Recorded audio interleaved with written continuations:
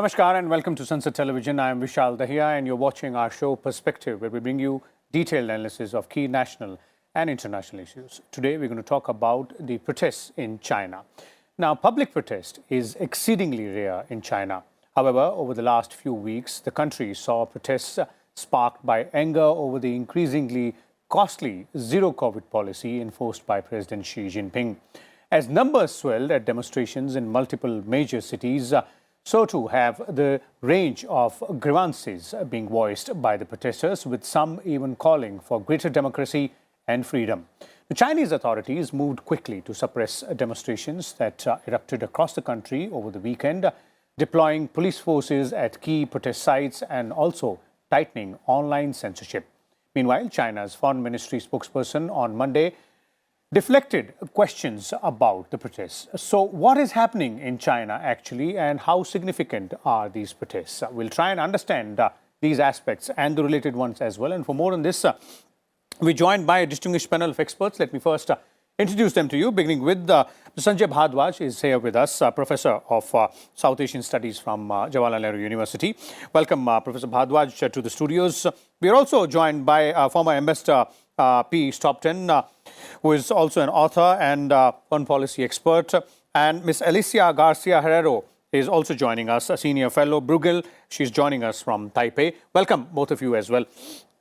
I'll begin with you, Professor Bhardwaj, and let's start by understanding, first and most important aspect here is how big and how serious are these protests in China. The reason why I'm asking this is because China, as I was saying earlier, is not known to be a country where, public protests often take place. That's true. See, China being an authoritarian state, the public protests were not allowed. It was restricted. But since they have come out with the zero COVID policy, what happens like earlier, like when the COVID pandemic started in 2020, in fact, from Wuhan itself, and the people were not much aware about that, and they have taken it very seriously. Now they have seen that a lot of restrictions had been imposed on them, and you are very aware about the fire in Urumqi that killed around 10 people, and they were not allowed to come out. That has erupted across the country, and now the people in different cities of China, you can see from Chengdu, from Shanghai, from Beijing, and Guangzhou, and number of cities that people had come out, and the students also, they have started protesting. So they are protesting again for the zero COVID policy, but it is not stopping with the zero COVID policy. It is going beyond that, and now people are started resign and leave Chinese Communist Party, and the protesting against Xi Jinping's authoritarian regime, authoritarian tendencies, that you cannot stop people going for the market, for the job and all that. That protest is widely now. This is one thing that internally that has been in different cities. It is not confined to one city. It is they are also like media, and the people, they are also linking that it is somehow linked with the pro-democracy movement in Hong Kong in 2019. And that the police, they are coming with very cautious measures. They are arresting, they are just investigating, going to the people's house. They are just calling people whether you were part of the protest or not. Now the two media, basically two channels, social media channels, particularly one is Telegram and another is VPN. They are also trying to vigilance on that and trying block them. Okay. This is one side of internal, but what is happening that the outside world is also supporting the protesters, that you cannot have coercive measures, authoritarian measures to suppress the people's voice, particularly while they are in the pandemic, and that would not that's not in the good taste of the people's for the good health and good wealth. Okay. Yeah. We'll come to final aspects of that as well, but let me first bring in the other two panelists also. Alicia, I'd like to bring you in here, and again, the same question, but also adding it to the fact that, as Professor Bhardwaj was referring to it, that it seems it's not limited to protests against the strict zero COVID policy, but it has moved beyond that also. And that we saw in October when the Communist Party meeting was to take place in no other place than the country's capital city, Beijing. There was a banner which was on display, a very political message out there, and people voicing their concern on issues like democracy, freedom, and even questioning President Xi Jinping himself. Well, I have to say that I doubt this is the key reason for the protest, to be very frank. I think we should not extrapolate one banner to 1.4 billion people. Yeah, okay. I mean, let's be clear here. And on top of that, I think what is happening in China, protest-wise, is in a way understandable because they've been in a dear situation, in a very difficult situation, whether under lockdown. As of now, we have 25% of China's GDP in lockdown. During Shanghai's lockdown, we had 40% of China's GDP in lockdown. And during Wuhan, years earlier, of course, 2020, even more. So, it's just like never-ending type of feeling. And I just think that we just need to see some signal of an exit for this protest, in my humble opinion, to come down. They want an answer, and I hope the party and President Xi can give them an answer. It doesn't have to be, I'm wrong. We won't see that, but that's not necessarily what is needed. What is needed is very simple, in my opinion. Step up vaccination. 40%, less than 40% of elderly above 80 years old didn't have their booster. So just imagine, because the second dose happened in China quite early, so they're not protected. So they need to step up vaccination very quickly. They can still tell to the world, dynamic policy, dynamic zero policy, never mind. But the point is, for me, the signal that we're out of the woods is vaccination, vaccination, vaccination. Okay. And that's what we need to hear. By the way, today, good news, apparently, there's going to be forced, quote unquote, compulsory, if I may, vaccination for elderly in Beijing. So we could see some light at the end of the tunnel, and hopefully the situation will remain calm, hopefully. Okay. Mr. Stobden, do you agree with this viewpoint that these protests are largely, with people trying to vent out their anger over the economic hardships they have faced over a period of time, sustained period of time for last 2-3 years due to that strict zero COVID policy being enforced by Xi Jinping, and nothing beyond that, because economic hardship means they've not been able to sustain themselves for a very long period of time. 2 to 3 years is a very long period. Absolutely. I agree to this theory of the whole demonstration is limited or perhaps localized to this COVID-driven issues, lockdown or whatever economic hardship the people are facing. But certainly it's not a political pro-democracy color that many people try to give. I don't see any coordinated demonstrations all over the country, say whether it's Urumqi or Wuhan or Chengdu or something. I don't see any leader who is facing some kind of ideological pushback against Xi Jinping. It's a very dispersed, it's a very desperate, it's a suddenly erupted. I think the whole thing was triggered by this Urumqi fire. People were quite angry. Of course, the people died there in the room because rescue could not be reached there. So certainly if such a thing happens, even in any other country, we will have similar kind of a pushback against the authority. So I think this is a very limited to, and the Chinese, are not, Chinese citizens are not like in democratic countries who are used to, they are aware about the stability of the country, the economic stability, the political stability. If something happens, in any case, the COVID is flared up the entire system. So they are quite cautious about taking it to a second stage. So I think I would say that people should cool down a bit and not to exaggerate too many things and read as it is. As she said, vaccine, vaccine, vaccine. China hasn't gone through that process. That's the only way we see.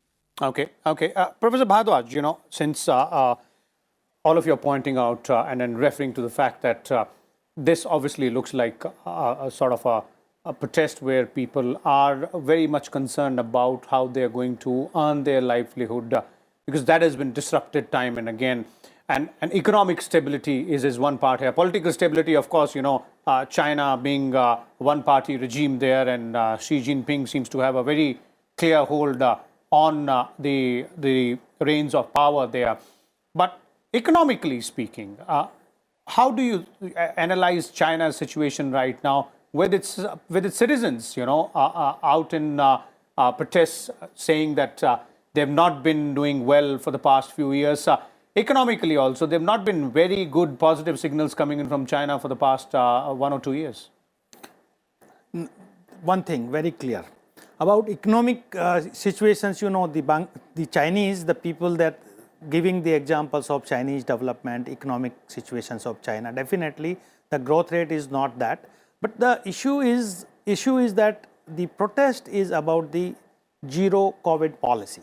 And in that zero COVID policy, no doubt the people, they have lost their job, they are not doing their business properly, and they want to come out, they want to do that. But you cannot rule out 2-3 things. One is, of course, in the protest, there is what? No to CPP, no to Xi Jinping, resignations of Xi Jinping. It is what? What do you mean about they are, of course, they want more freedom for the business, they want more freedom to participate in the decision-making process. There are, it is not just about the Chinese, that the way Chinese are moving. It is now has become a phenomena in other authoritarian countries. I'm giving you example, what is happening in Iran. Iran, there is a bottom-up approach, like people are protesting against the authoritarian tendencies or against that, and what is happening. Okay. And in Saudi Arabia, you see that this top-down approach in a way that they are trying to give more liberty to the women to participate. So my point is very simple. In China also, there is of course pandemic and no zero COVID policy is one of the issue. People's survival, economic well-being is another issue. But the important thing is that people are also looking forward to have more rights to do business, to have more liberty, more freedom. This is one thing. Number two, if it is just with the COVID, why the BBC journalist was arrested? If he was arrested, and why the Prime Minister of UK is condemning that arrest, that you cannot stop, and why the authority of Chinese giving explanations, foreign ministers has given explanations that we are law-abiding country. If you are definitely law-abiding country, but you are imposing the rules on the people, and now people have started.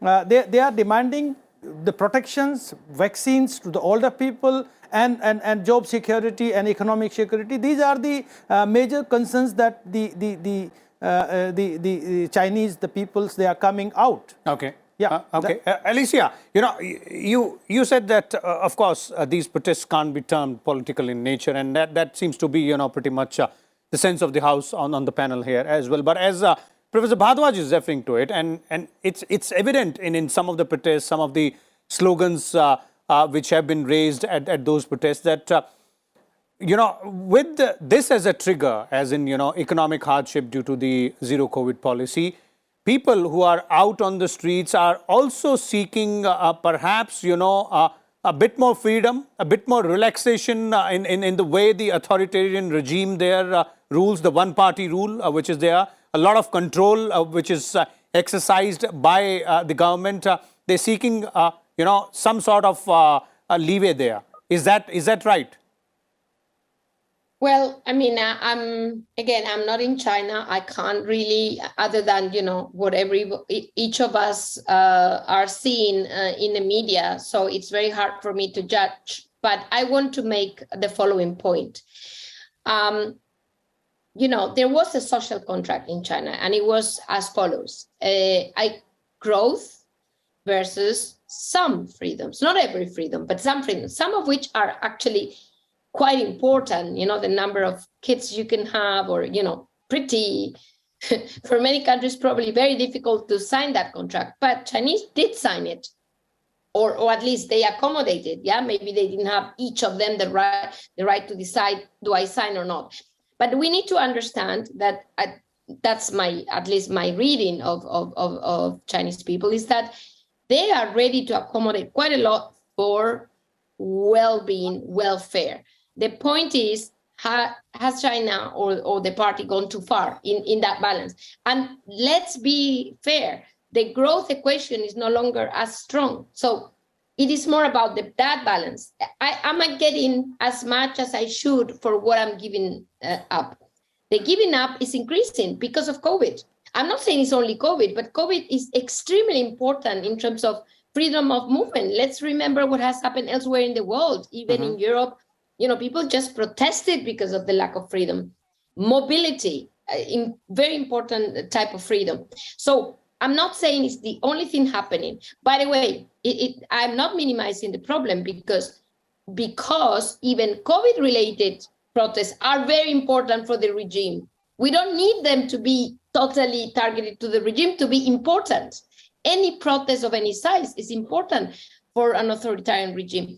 I'm just saying that I don't think it's all about the regime. It's about the balance being less balanced as before. Less growth, less freedom. That's not how it used to be. And that's what the point I was trying to make. Okay. Ambassador Stobden, do you also believe and agree with this part that the balance, as Alicia was referring to, in the Chinese society between the Communist Party government and the citizens, therein, there seems to be, it looks like, the ruling class has gone a bit too far when you're talking about, taking measures against the COVID pandemic, and that is the only reason out there. Because if we look back in the history, then there have been various other periods of suffering in China as well, and there have been one or two incidents where protests have been there. 1989 was one such aspect, but not much came out of it.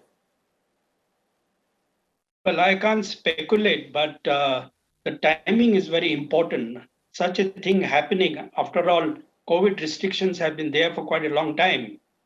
The fact is that today there is some semblance of protest or, on the streets of Shanghai and Beijing, is that this is happening after the Congress meeting, after Xi Jinping has been elected for the third time. I don't know whether Xi Jinping is following a new policy now. And I think these demonstrations on the streets are quite moderated. They are not out of control. I think the government is letting it happen to a certain extent. They're not shooting these demonstrators, at least. They also want to project, the ruling class or the Communist Party wants to project to the world, look, we have also got sufficient democracy.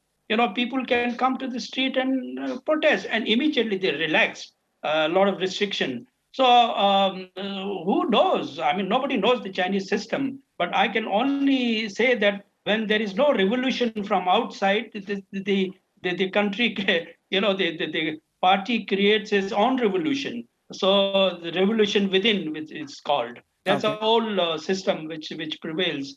So I think it looks very moderated, well orchestrated, and to an extent, it gives a certain amount of credence to the Chinese system in terms of yesterday I was listening to a lot of Chinese experts. He says, look, we have a long-standing democratic system, but this is not the way. But I think some opening is taking place, some window, some went out. People want to vent out their anger. I think it only demonstrates that. But to expect that this is flaring up, that the regime will collapse, that is not going to happen. Okay, indeed, that seems to be a too far-fetched opinion, as all of you are pointing out. And if you look back into Chinese history, then the kind of events which have taken place earlier in that country, compared to that, this seems to be on a very minuscule scale. But Professor Bhardwaj, that's an interesting aspect which Ambassador Stobden was referring to, that, looks like the party, the regime, the president is very much effectively in control of the situation out there. And this seems to be a sort of a natural way of, people venting out their anger, coming out in protest as well. And this, in one way, perhaps helps the communist regime as well. Let me put two things. One thing is Chinese are not democratic at all.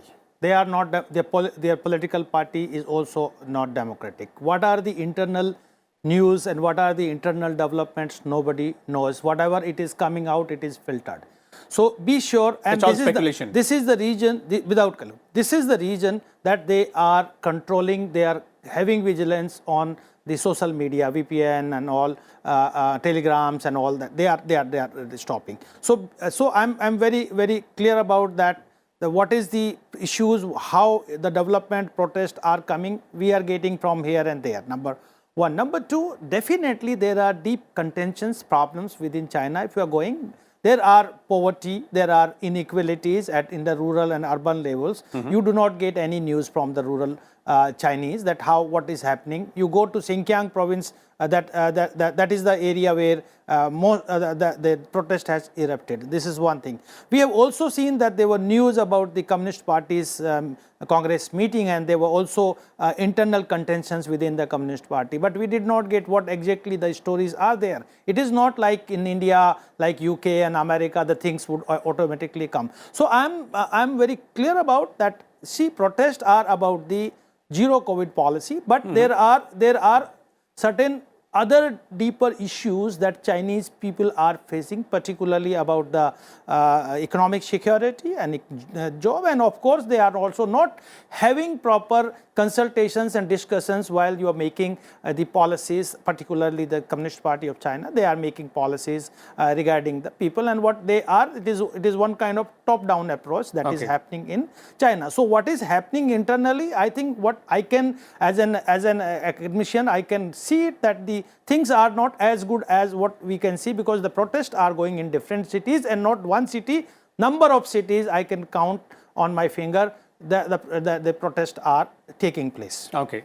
Thank you so much there, Professor Bhardwaj, and Mr. Stopton and Alicia as well for joining us and sharing your views and inputs. As our panelists were pointing out, clearly the situation in China is not as hunky-dory as it is being portrayed by the country's regime. Of course, people are on the streets protesting against the strict zero COVID policy which has been enforced by President Xi Jinping for almost more than 2 years now, and that is leading to economic hardships for many in the country, and that is what these people are protesting against. Of course, they're also venting out their anger and asking for a bit more freedom, perhaps a bit more democracy. But whether these protests will take a larger shape and a more coordinated approach, we will have to wait and watch, and we'll keep a close detailed look at all these developments and come back again with more detailed analysis. Till then, keep watching Sansad Television. Thank you.